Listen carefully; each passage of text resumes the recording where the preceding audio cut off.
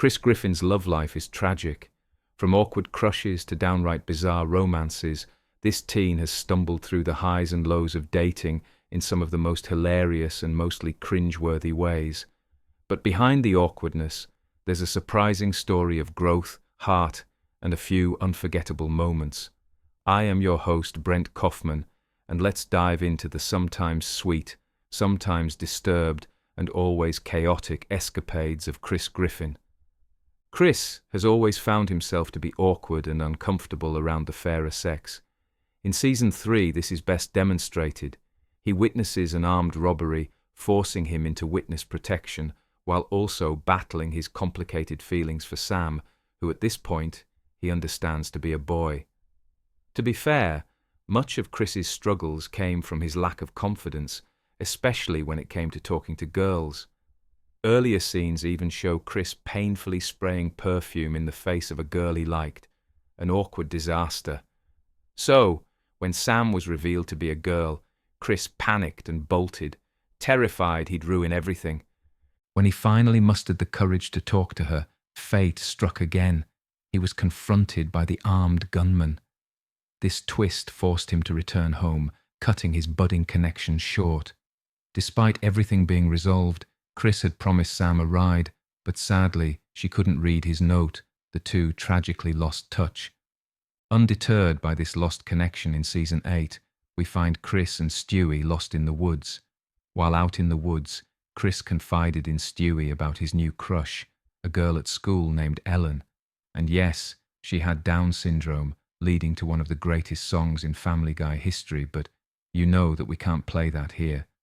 Stewie, ever the cheerleader for romance, encouraged Chris to pursue the relationship and even convinced him to talk to her. When Ellen said yes, Chris dedicated the entire evening to preparing getting a crash course from Stewie on being the perfect gentleman to impress her. At first, things seemed promising. Ellen's request for Chris to pull out her chair at the restaurant was fine enough, given the fancy setting.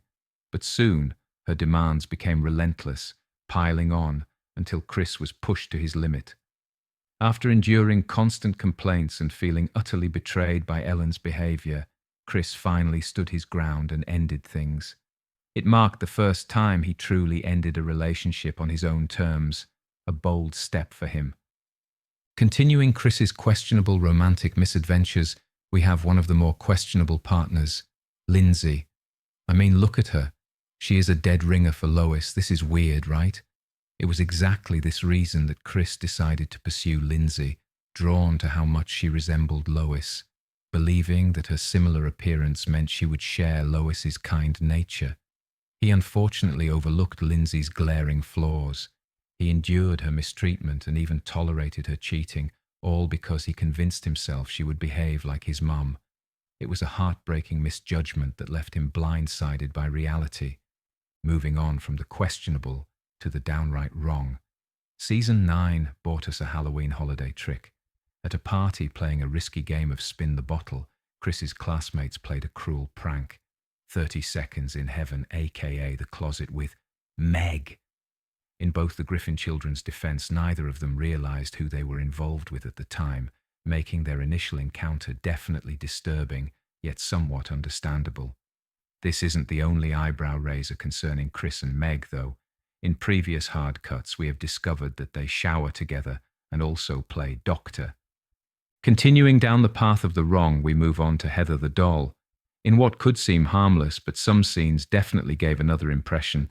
Fed up with not finding a connection, Chris stole various items from around the neighborhood and used them as limbs, and crafted himself a life-sized doll he then named Heather. Though Heather wasn't sentient, Chris treated her with such devotion and care that it actually made Lois jealous. In a low moment for Lois, while in a fit of frustration, Lois took matters into her own hands and stabbed the doll in the middle of the woods, ending Chris's unusual romance in dramatic fashion. From what we have seen so far, you would think Chris's girls are always an undesirable, but you would be wrong. Take, for example, Connie D'Amico, the most popular girl in school.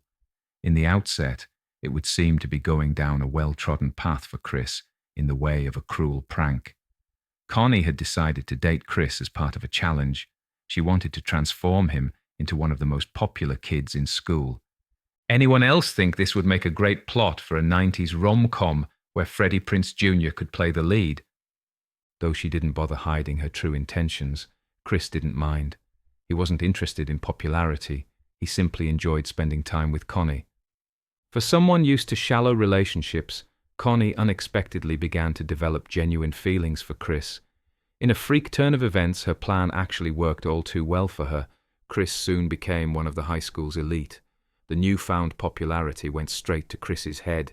He starts to think that he's all that, and with the inability to think for himself and stay grounded, ultimately leads him to ruin yet another relationship. The next coupling for Chris takes place in season 20 and would prove to be unbelievable, especially for Peter. It's Chris's long-distance girlfriend, Jennifer. While we only caught a brief glimpse of her on screen, most of what we know comes from Chris himself. Based on how he gushed about her, Jennifer seemed like a kind, respectful, and genuinely sweet young woman who truly cared about him. However, their relationship still faced this major hurdle of long distance. Chris couldn't visit her in person. As I said, this leads to growing skepticism from his family. Things took a turn when Peter, consumed by jealousy and determined to prove Chris was lying, drove him all the way to Canada to confront the truth. When they arrived at her home, Chris made a split-second decision to tell Peter what he wanted to hear, that the relationship was entirely made up. This scene really is a tragic one. Immediately after, Chris sends Jennifer a frantic text explaining what had happened. Her response? A quick, understanding reply that showed she wasn't holding it against him. Poor Chris. Well, that's it from me today, folks. This is my first video, and I really hope you enjoyed it and want to stick around. I have loads of plans, and I am going to work tirelessly to get out regular content, not just for Family Guy, but all the best animated shows. Please consider subscribing, liking, and hitting the bell notification. I have been Brent Coughman. Thanks for watching. Till the next one.